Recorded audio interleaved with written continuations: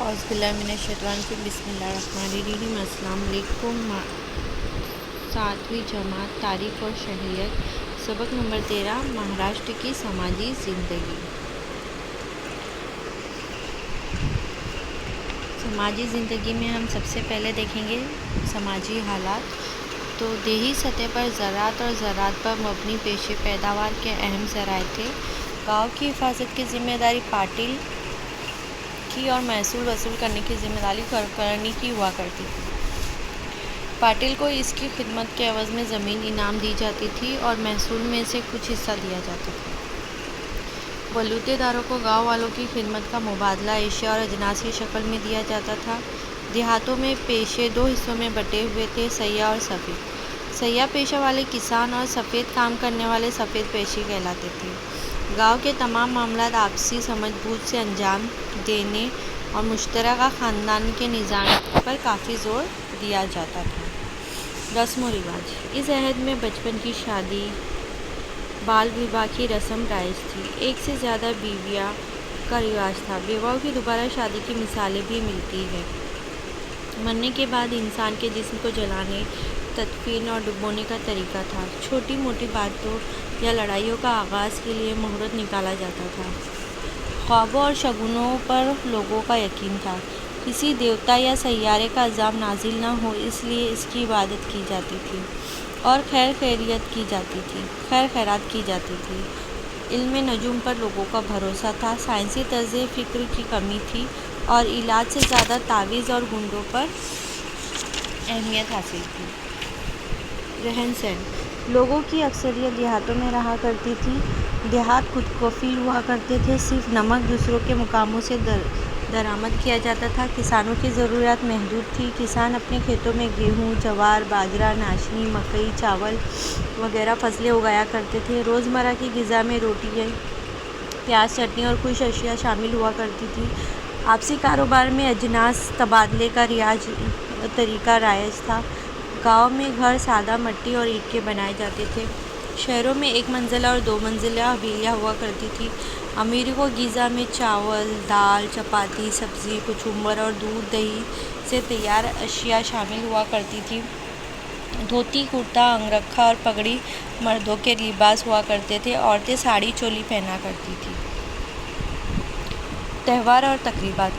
لوگ گڑی پاڑوا، ناگ پنچمی، بیل پوڑا، دسہرہ، دیوالی، مکر سنکرانتی، ہولی، عید الفطر، عید الاضحیٰ جیسے تہوار منایا کرتے تھے۔ پیشوا کے عہد میں گنیش اتسو بڑے پیمانے پر منایا جاتا تھا۔ لوگ اسے اپنے گھروں میں مناتے تھے۔ چونکہ پیشوا خود گنیش بھکت تھے اس لیے اس تہوار کو اہمیت حاصل تھی۔ ہر سال بھادرپد چترتھی سے اننت چتردشی تک یہ تقریب جاری رہتی تھی۔ دسہرہ 3.5 مرتبوں میں سے ایک ہونے کی وجہ سے لوگ اپنے اچھے کاموں کا آغاز دسہرہ سے کیا کرتے تھے۔ اس دن اسلحہ اور ہتھیاروں کی پوجا کی جاتی تھی اور گاؤں کی سرحد پار کی جاتی تھی۔ ایک دوسرے کو آپٹا کی پتیاں دی جاتی تھیں۔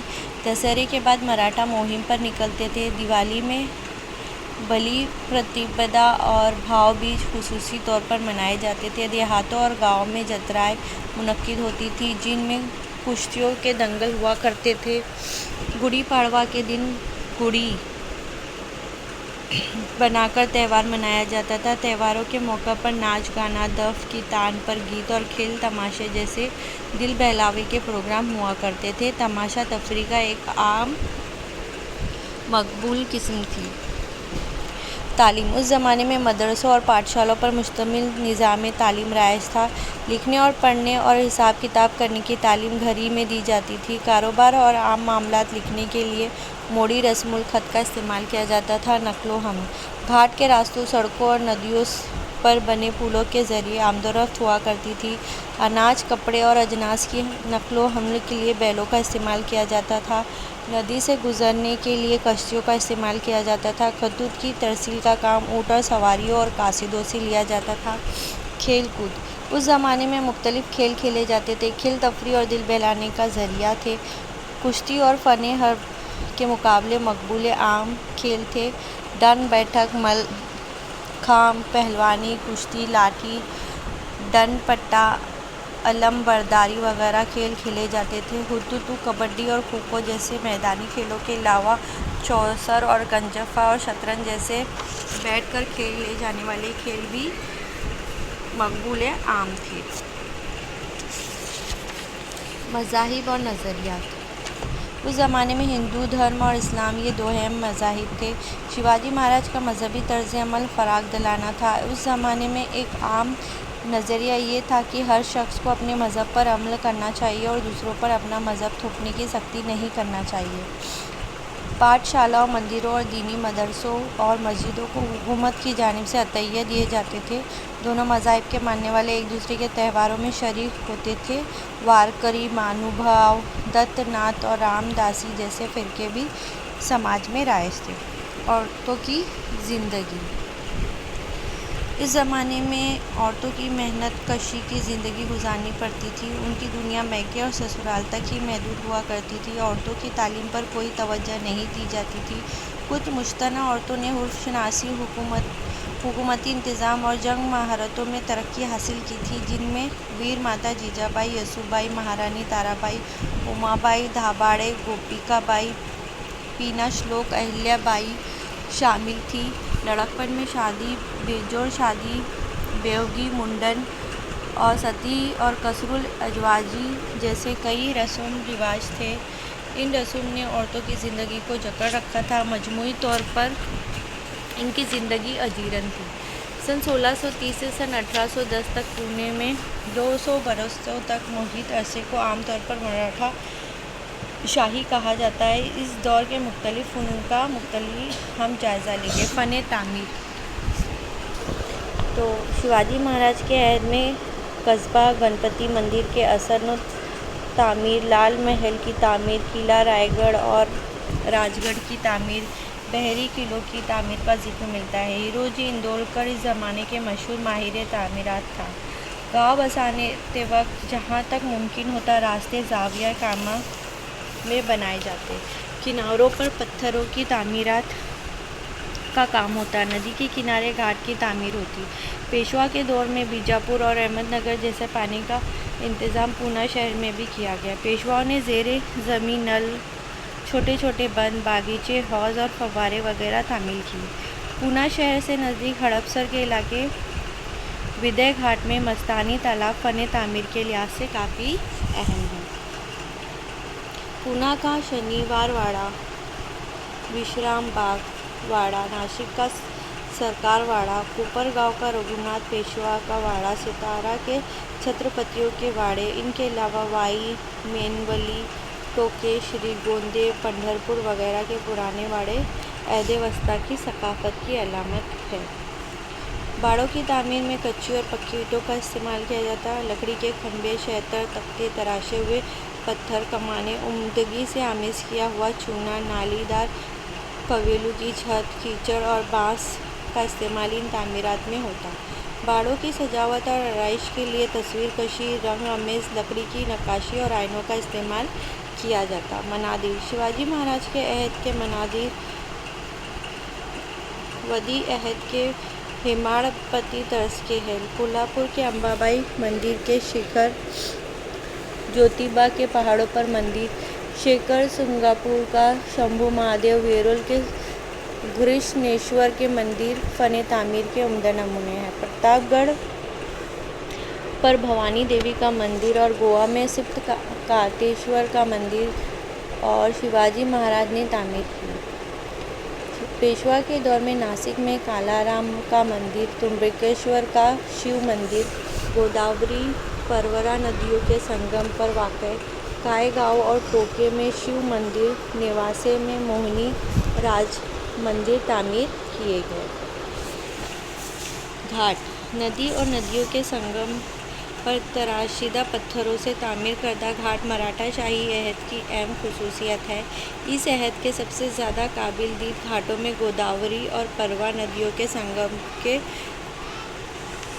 ٹوکے گھاٹ ہے۔ پختہ تعمیر کی ہوئی سیڑھیوں کی قطاریں، مقررہ فاصلے پر ایک سیڑھی آگے کی جانب نکلی ہوئی، جس کی وجہ سے پورے گھاٹ کا حسن کھل کر سامنے آتا۔ پانی کے بہاؤ کے ساتھ گھاٹ خستہ نہ ہو جائے اس لیے متعینہ فاصلے پر بڑی بڑی بجریاں تعمیر کی جاتی۔ فن مصوری: پیشوائی دور میں شنیوار واڑے کی دیواروں پر بنائی گئی تصویریں بڑی اہم ہیں۔ اسی دور میں راگھو، تاناجی، انوپ راؤ، شیو رام مانوکوجی جیسے اہم مصور ہو کر گزرے۔ سوائی مادھوراؤ پیشوا کے عہد میں گنگا رام تانبٹ ایک نامور مصور تھا۔ پیشواؤں نے فن مصوری کی حوصلہ افزائی کی۔ پیشواؤں کے عہد میں پونا، ستارا، مینولی، ناسک، چندرگڑھ اور نیپانی کے علاقوں میں واڑوں کی دیواروں پر تصویر بنائی ہوئی تھی۔ پانڈیشور، مورگاؤں، پالی، بیندوڑی، پونا کے نزدیک پاشان وغیرہ جیسے مقامات کے مندروں کی دیواروں پر تصویریں تھیں۔ اس زمانے میں تصاویر کے موضوعات 10 اوتار، گنپتی، شنکر، رام، پنچایتیں اور ودربھ کے جامود کے جین مندر میں جن سوائے پرانوں کی کہانیاں وغیرہ ہوا کرتی تھیں۔ رامائن، مہابھارت، تہوار تقریبوں پر مبنی تصویر ہوتی تھی۔ پوتھیوں پر کی تصویریں، چھوٹی تصویریں، شخصی تصویریں اور واقعات پر مبنی تصویریں بھی ہوا کرتی تھیں۔ سنگ تراشی: شیواجی مہاراج کے عہد میں شیواجی مہاراج کے کرناٹک حملے کے وقت ملّما دیسائی سے ملاقات کے مجسمے، بھولیشور مندر کی سنگ تراشی، شکشی مجسمے، جانوروں کے مجسمے، ٹوکے کے مندر کے مجسمے، اس کے باہری حصوں کی سنگ تراشی، پونا کا تریشول گنپتی مندر، مدھیہ پردیش کی اہلیہ بائی ہولکر کی چھتری، نیواسے میں موہنی راج مندر کی فن تراشی اہم ہیں۔ دھاتی مجسمے: پیشواؤں نے پونا کے پاروتی کے مندر میں پاروتی اور گنپتی کی مورتیاں پوجا کے لیے تیار کروائی تھیں۔ اسی کے ساتھ لکڑی کی نقاشی والے مجسمے بھی تیار کروائے تھے۔ ادب: سنتوں کے ادب اور پرانوں کی داستانیں، تنقیدی ادب، شعرا، ابھنگ، کتابیں، شعری داستانیں، سوانحیاں، کہانیاں، سنتوں کی شاعری، آرتیاں، پواڑے، بکھر، تاریخی خطوط وغیرہ اس زمانے کے ادب کا اہم حصہ ہوا کرتی تھی۔ فن اور ڈرامہ یا ناٹک: جنوبی بھارت کے تنجاور میں 17ویں صدی کے اواخر میں مراٹھوں میں ناٹکوں کا آغاز ہو چکا تھا۔ شری پھوجی راجا نے اس فن کی حوصلہ افزائی کی۔ ان ناٹکوں میں گانے اور رقص کی بڑی اہمیت تھی۔